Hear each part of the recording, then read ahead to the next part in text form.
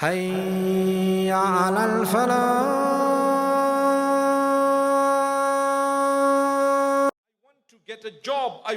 I need to do something about it with the capacity that was given to me by Allah. But I do not take prayer and supplication out of the equation. Prayer and supplication, more powerful than anything you will do. But it is coupled with what you shall do, because Allah gives you the ability to do it. So you have some people saying, you know what? I want this, but I'm just going to pray about it. That's it. I need the job. And I'm going to ask Allah all night, every night. Allah's allowed you to discover the email of perhaps the place where you want to work. Allah's allowed you to discover the name of the person who's at human resources, who's perhaps dishing out the jobs. And Allah expects you to utilize your mind that He gave you, your capacity He gave you. You're sitting next to me, you're meeting me today is not a coincidence. It's not.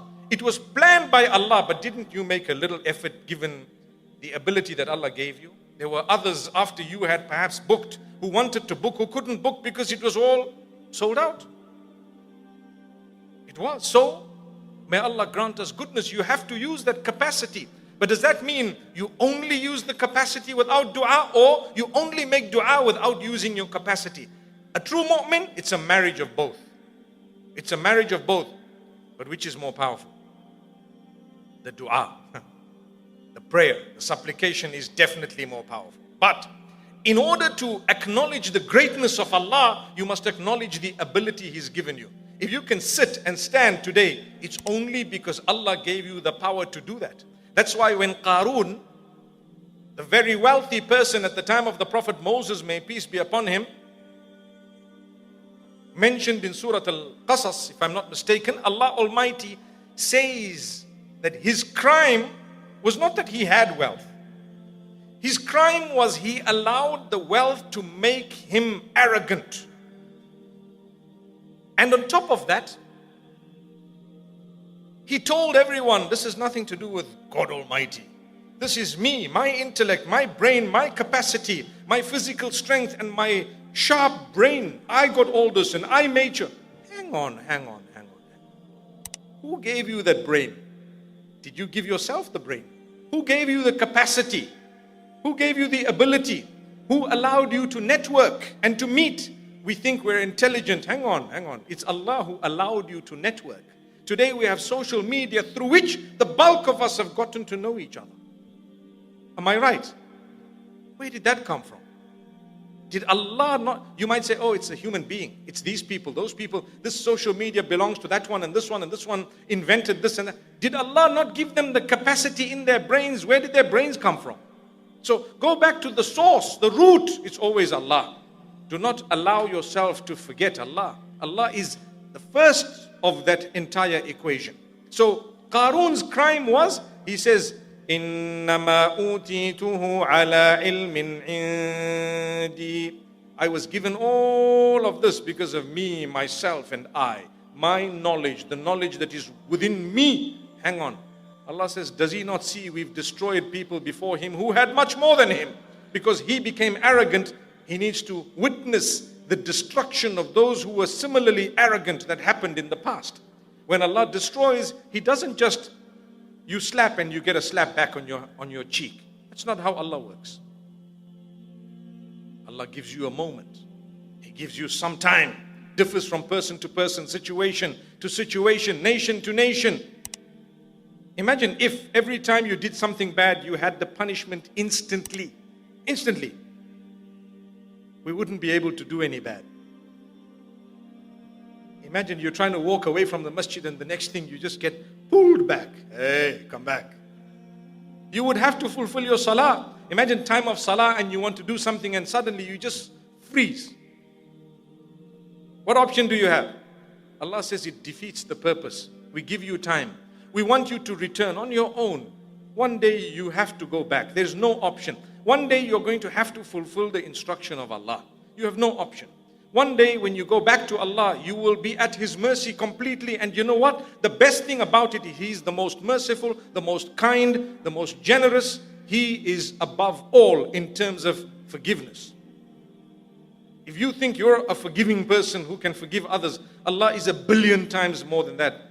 In fact, we cannot even compare it. So, where does this dua come in? I will call out to Allah. Oh Allah, grant me. When you want something good, you ask Allah. When you want to be protected from bad, you ask Allah. Those are the two main types of dua. Supplication.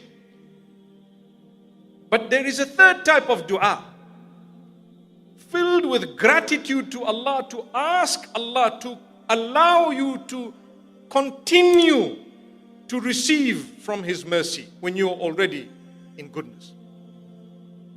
That's probably one of the most important du'as. Because naturally, if I desperately want something good, say for example, I want to pass my exams, what happens? Human beings, I'm a human being. I will get up for prayer. I will read a little bit of Quran. I will remember Allah a bit more in terms of dhikr.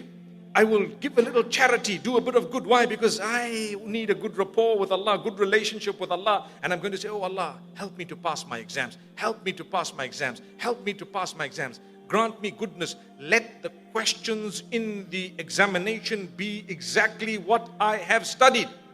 Powerful dua. You want goodness, you called out to Allah. Okay, that's good enough.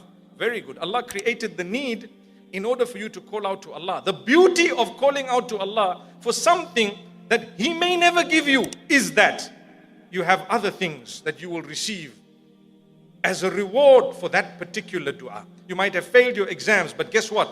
As a result, you were cured from a disease you didn't know that you actually had. How's that? Well, how were you cured? Because the destiny, here goes. You called out to Allah, acknowledging His greatness, acknowledging He is the owner of what you want. And He knew He's not going to give it to you. As a result, He gave you something else. Subhanallah. Was it not worth it making a dua, even if I didn't get it? So don't come about and say, I've been calling Allah for 20 years in order for me. For example, what can I say? You know, besides marriage, there's hardly anything else people talk about these days. And we still find it difficult to get married, mashallah. Yeah, may Allah bless those who don't have spouses with spouses. And those who do have spouses, don't ask me to make another dua for you because it becomes spice.